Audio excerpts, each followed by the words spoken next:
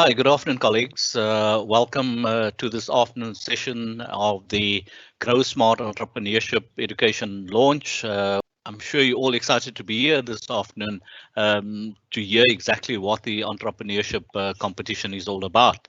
So without me going into it, I'm first going to ask Ms. Joel Harris, the founder of the Growsmart program, to just do an overview of what Growsmart is all about.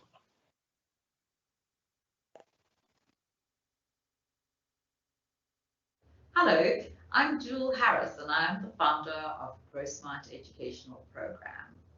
Our program started in 2010 when we started off with just a literacy competition, and I cannot believe so many years have passed where we have completely evolved to being an educational program. When we started way back in 2010, we were just a literacy competition aiming at grades 4, 5 and 6 learners, and all we did was spell this word, define it, and use it in a sentence. Well, lo and behold, here we are so many years later, and we do so much more. Our program has evolved to cover story writing and poetry. In fact, we have several authors under the age of 13 who are published, and those published books have been redistributed to our Growsmart schools. We also include mathematics, science, debating, and we have recently introduced entrepreneurship. Our debating and entrepreneurship is for our grade 6 learners. So not only do we run these programs, but the best thing is that actually all the work that we do is curriculum based. That means there's no additional work for any teacher in the classroom because all the work that we cover is already covered in your classroom.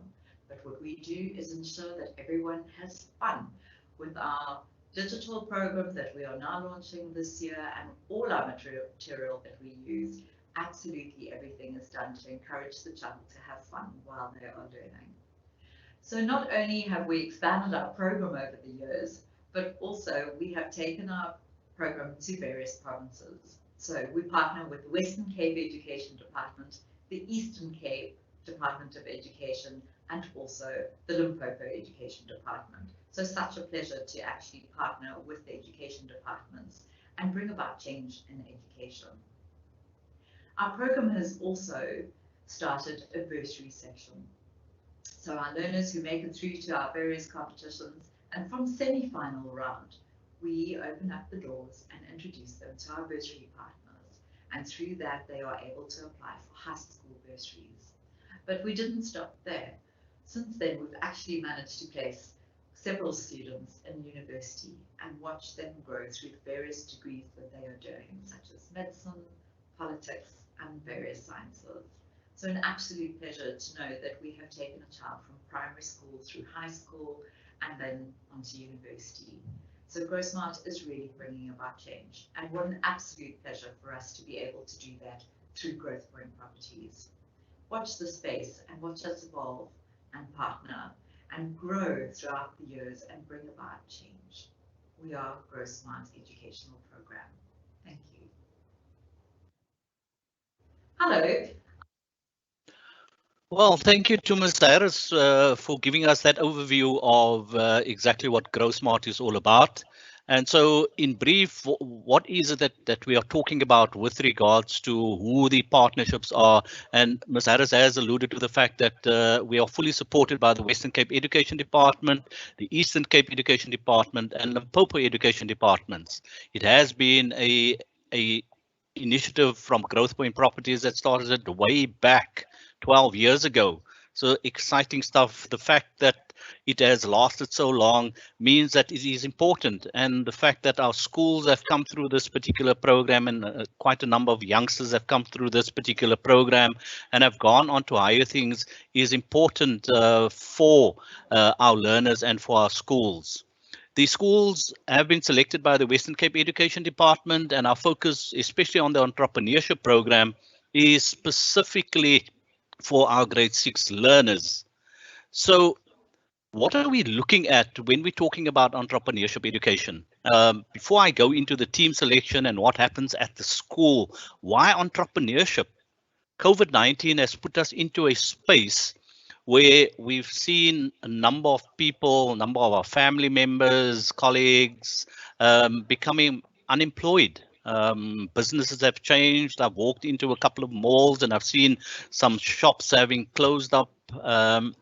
And this has created a space for entrepreneurship and entrepreneurs to flourish. I'm sure by now you know on your WhatsApp messages, somebody in the community is sending a message to say, you know, come around this weekend for boeries. You know, those boerewors rolls are important. Somebody is making hamburgers, somebody is making all sorts of activities and putting together activities so that they can generate whatever funding they can. But we don't want to wait until you get into being an adult. We want you to start now. And hence the reason why we've started the entrepreneurship competition at your school. And so we're inviting you to be part of this very important program. So what does this look like? What does the entrepreneurship competition look like? We're focusing on 40 schools. And in those 40 schools, in as much as we're talking about grade 6 learners, we also want to take it down to grade 5 and grade 4 learners as part of a whole school program and not only focusing on the grade 6s. Yes, for the grade 6s, we want them to be in a competition. So we want to encourage you to start with interclass competitions at your school. And we'll look later at the topics that you can follow. And perhaps it would be a good idea for each grade 6 class to adopt one or two of those topics and then begin to implement those topics as part of an interclass competition. And then from there, look at how best we can bring the top learners to form a team for your school. Because we require learners that are going to be excited and passionate about being involved in this competition. So out of all your grade 6s, a school team will comprise of only 3 learners. So yes, you may want to put in, you could easily put in 10 teams of 3 learners each, but for this particular competition, we're only looking for a team of 3 learners from your school. We want you, the teacher, to be the mentor of that team. And it becomes very important because of the role that you're going to play as a mentor to that team. And then at the end of it, we are going to provide you with a mentor from Growth Point Properties. And that is going to be very exciting for each and every one of you to be engaged with somebody who is probably an expert in his or her particular field, and they are going to be able to mentor you and your school team in terms of developing the necessary expertise to produce a winning formula for this year. So why entrepreneurship? Yes, we've touched on it. I've given you some ideas, but I want you to look specifically at how important this is within the education space. Firstly, we're talking about engaging with the pillars of entrepreneurship in the education ecosystem. And currently at the national department, that is DBE, we have the E-Cubed program, which is a national program that speaks to entrepreneurship, education, and unemployment. So we're looking to overcome unemployment in our country. We do not want any learner, once he or she leaves school, to be going into any kind of unemployment. You need to be either in an educational institution or you should be an entrepreneur. And we're laying the foundation for that to happen now. If we look at the CAPS curriculum, we see that entrepreneurship forms part of the curriculum of both life orientation and your EMS, your economic and management sciences. We want to encourage you and your family to start looking at commencing a business, and that business could take any form, and we're going to give you some examples a little later. We want you to develop those important skills like financial literacy. Do you know how to handle your finances? Do you know how to work on a budget? So those are important things, firstly, for you as a teacher, but also for your learners, for you to teach them about financial literacy, because financial literacy is a life skill. And this program is driven by head, heart, core, and hands. So it encompasses the whole body. We want you to be passionate about what it is that you are going to be doing and how you are going to lead your learners. And so we want you to be fully engaged in this particular process of the Entrepreneurship Education Challenge. So what are your roles? And so for each person in this particular process, we have a role. We have the role for the principal. We have the role for you as teacher to be the mentor of the school team.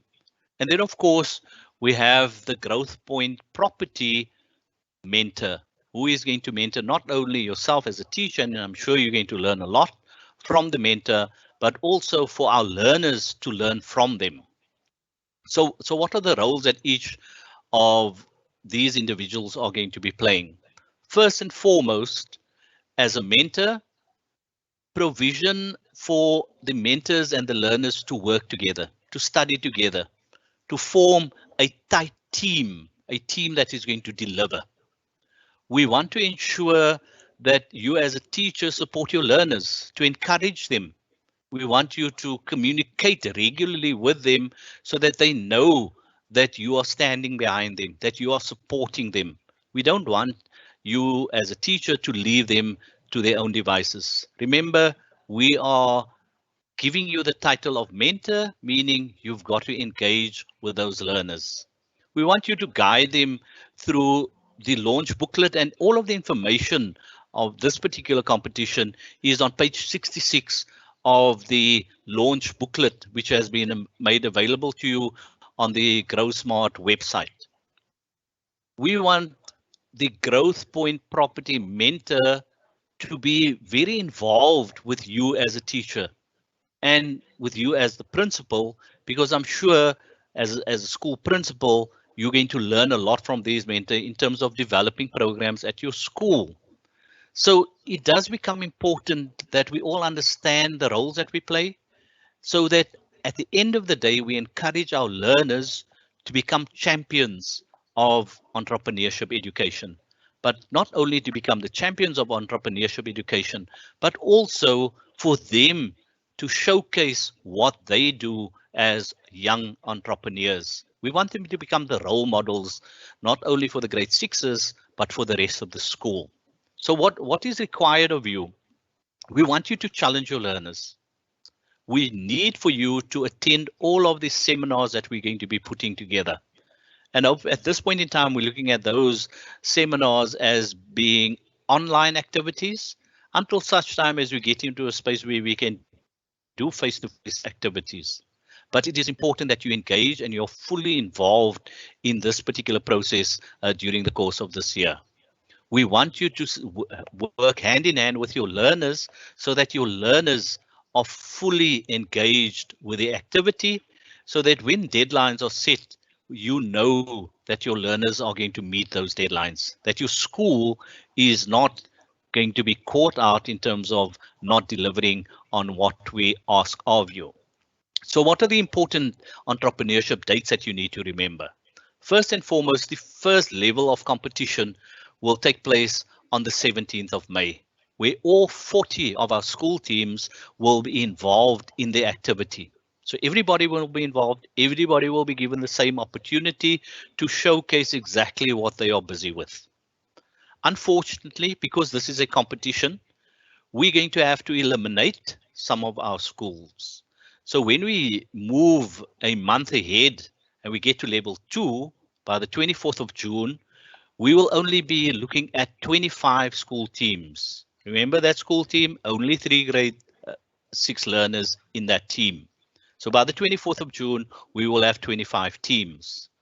And then, of course, we need to eliminate. Again, it is a competition.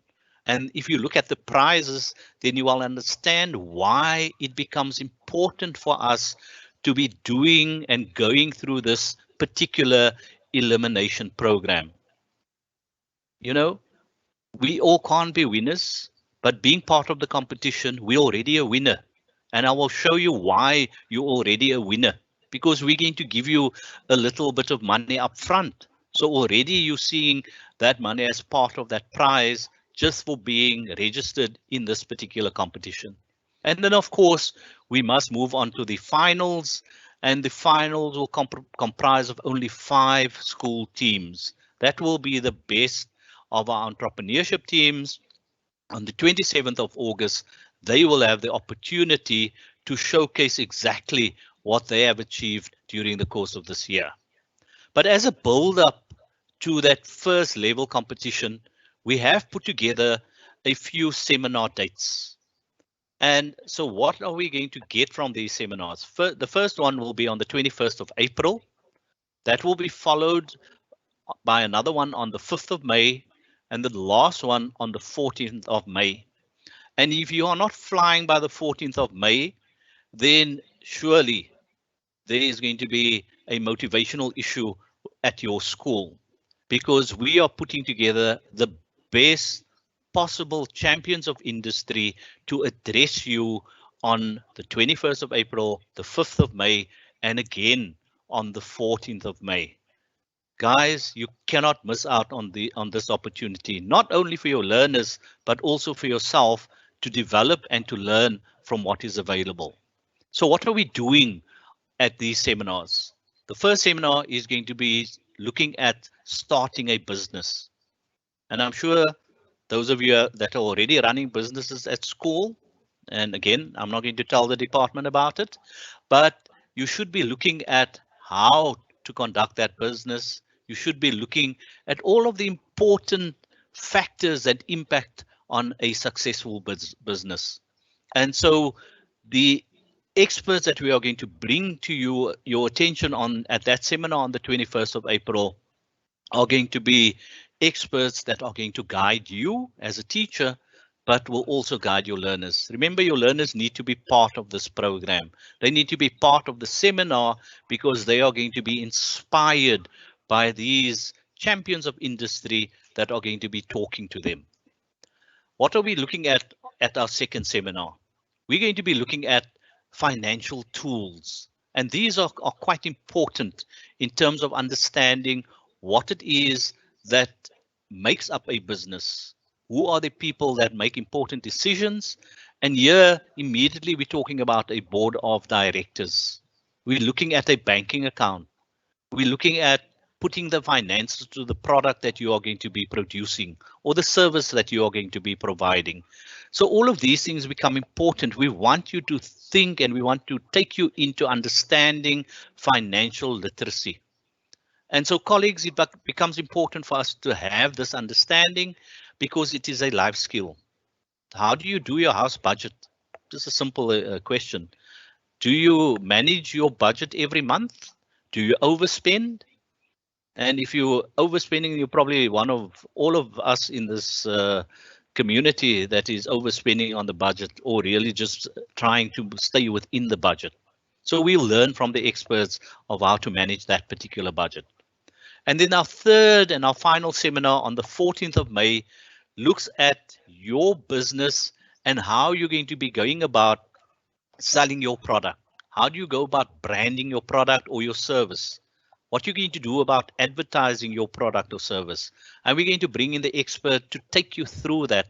Somebody that has the experience in industry to be able to guide us, to guide you in terms of how to take your business to the next level. And so this becomes critically important as a holistic approach to entrepreneurship education, but also in understanding the entrepreneurship competition. Because at the end of the day, if you are not able to compete, let's take, for example, if I'm Adidas, how am I going to compete against Puma and Nike? I need to be a step ahead of them. And so this is what your business is going to be all about. Are you in a position to compete with these brands? If yes, then let's look at what we need to do in order to put your brand as a competition for those brands that I've just mentioned. So what is the format of this particular competition? We start off with giving you, and remember I said to you already starting off with the prize. We're giving you 1,000 Rand as a startup for your business. Wow, that is big for your school to be able to get a startup capital in order for those 3 learners to start a business or a service. So it does become important that you account for that R1,000 that we're going to give you. So what is the next step in this particular process is to have a journal, writing down those important notes as part of the development of your business.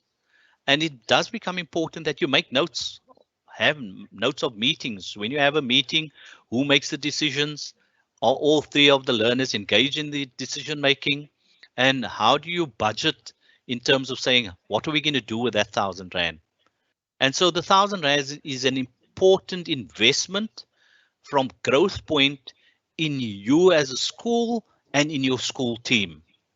And so we cannot ask for a better way to kickstart our entrepreneurship competition.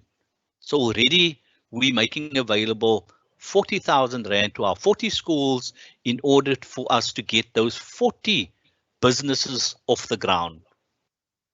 The journal is important because you need to make notes. You need to be able to reflect. You need to go back to a decision made in a particular meeting. We need for you to account for every cent that you are going to spend of that R1,000 and how you're going to turn that R1,000 into 2,000 Rand or 5,000 Rand or even 10,000 Rand. And if you have the ability, then that is achievable for you as a school team. And it's important, colleagues, that we understand the importance of this process. Remember, we're teaching our learners life skills. So as part of this starter kit is to take them through these processes for them to have that particular understanding. We are going to provide you with project stationery, and this is just to help you so that you don't have to say, but I don't have this, or do I as a teacher have to go and purchase these things? No, we're not asking you to do that. We are going to provide you with all these tools in that starter kit. And then finally, we are going to provide you with a project display board where all the things that you are going to be doing in this competition, you are going to display on that board in order for the judges to be able to see what the process was that you followed. Remember, when we have that first round of competition, you as your school team should be able to display all of the processes that you have gone through. So this is what a business looks like. This is what a business process entails. And so we're giving the learners a small taste of exactly what that business program should look like them going forward. So as I mentioned to you at the start, I'm going to provide you with a number of topics for you to choose from. And these are really exciting topics. You know, we put our heads together and we came up with these topics, and the 6 that you see there is not the end of it. We will add a few more, which I will show you very shortly. But these are important topics that all of us can relate to. And I'm sure that all of our learners can engage with as a possible business venture. Let's go through each of these so that we all understand what they are looking at. Identify a social environment problem. And colleagues, I want to say to you, you know, when I drive around our communities and I see the amount of litter, then it really pains me to think that we live and our communities live in these areas. Why do we have to have this litter all over the place? Yes, we have the city doing what they are supposed to be doing. They're collecting dirt on a weekly basis. But if there's excess, there are places where that excess can be taken to. But I also see this as an opportunity. I thought that the city would employ community members to engage in picking up this litter. But perhaps you as a school team could be looking at addressing this particular problem, because it's staring us right in the face. We don't even have to go and look for it anywhere. It's right on our doorstep. We need to be looking at recreational spaces. And COVID-19 has almost forced us into looking at some of these recreational spaces. Once we had come through lockdown, we were looking for those recreational spaces. I was referring to when lockdown was opened and we stopped it, what the amount of people that we saw on the Sea Point Promenade, because people wanted to get into an open space. Do you have that open space at your school that you could be using to develop one or other activity? Let's look at artificial intelligence and e-learning. And again, I refer to COVID-19 that has thrust all of us into the e-learning space. We've all had to learn very quickly how to be online. In fact, the fact that we are doing this particular launch online is exactly what COVID-19 has done. We're teaching online. We're doing our meetings online. We're doing today's launch online. So there's opportunity. And I've seen so many entrepreneurs knocking on our doors asking to share a program and to sell a program to us. Why can our learners not come up with some exciting games? Why can they not come up with some exciting platforms or apps that we as adults and other learners can use in order to generate funding? So the opportunity is there. Let's look at it. A market day with a difference. We've all done market days before, but let's try something new. Let's come up with a format where we can engage all of our entrepreneurs in our community. I'm sure the parents of your school community are all entrepreneurs, or they engaging in entrepreneurship activities. Let's bring them all together to the school on one day per term, perhaps, and let's see how we can generate funding from that particular activity. A corporate fundraiser. Everybody is looking for funding. Let's engage with our corporates who have not been able to spend their monies where they would have loved to have spent their monies. Yes, we've done quite a number of food parcel programs. We've done quite a number of feeding schemes. But let's look at another fundraiser that we can put together where we can get corporate funding. And let's be, creative about this. So it does become important that we look at how we can put an activity like that together. Bringing tourists into our neighborhood, well, perhaps under COVID it may not be possible, but let's look at bringing them into our neighborhood virtually. Let's them come and tour your neighborhood online. And let's begin to look at how we can expose ourselves and our neighborhood in terms of being able to generate funding. We've all become virtual tourists, not only in our own country, but seeing what's happening across the world. So there's opportunity for us. Foods, we cannot talk enough about food because we've seen that through COVID, but even before COVID, there was a focus on new food items. The boerie, can you do something different with a boerie? Maybe a boerie on a round roll? I haven't thought about that. Have you? Have you thought about a stir fry in a different guise? I haven't seen a South African stir fry yet.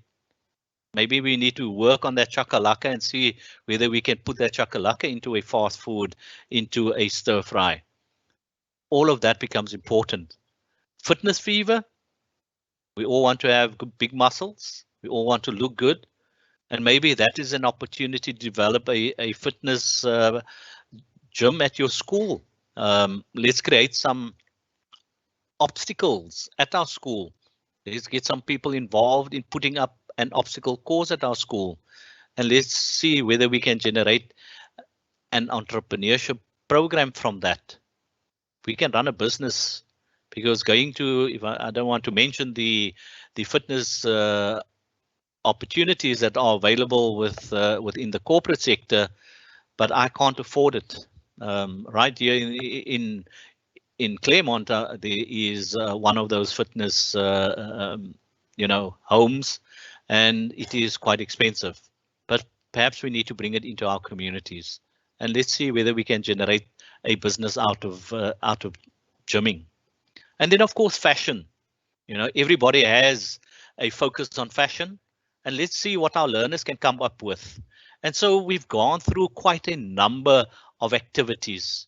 We're looking at arts and crafts, and you know, every Sunday morning you can drive through the suburbs and you can see arts and crafts activities. There's always a market for people to display their wares.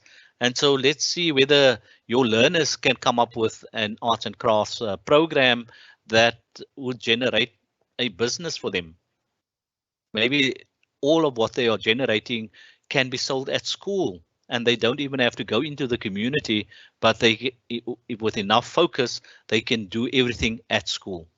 And then, of course, we are flexible. We are saying to you, develop your own business. Yes, we've given you some ideas, but that doesn't stop you from being creative. And so we're saying to you as a teacher, with your learners, develop a business that we haven't mentioned here today. You could be going into printing as an example. There's always somebody looking for birthday cards, or somebody looking for wedding invitations, or all of the other activities that's happening in our community. One of the big things that I've seen under COVID is drive-by baby showers, as an example. And so somebody needs to do some printing, somebody needs to do a beautiful online invitation. That could be a business. Let's look at anything that you can come up with, and that is what we're doing with this particular competition. We are flexible and we're wanting you to be creative about what it is that you can do. So what do you do with the startup cash that has been provided?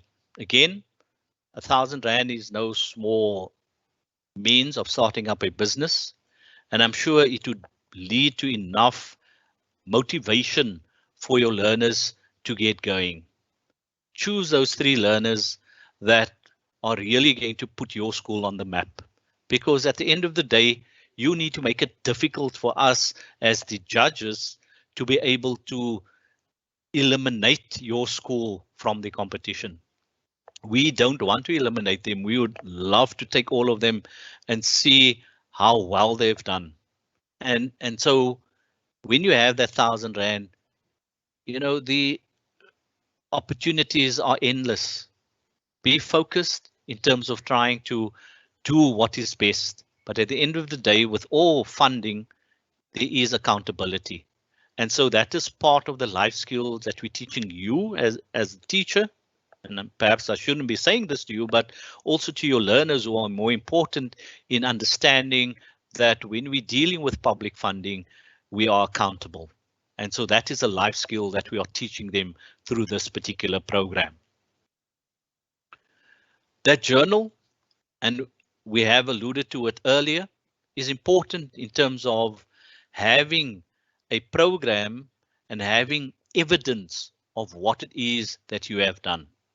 When you're holding a meeting, are you recording all of the important decisions in that meeting?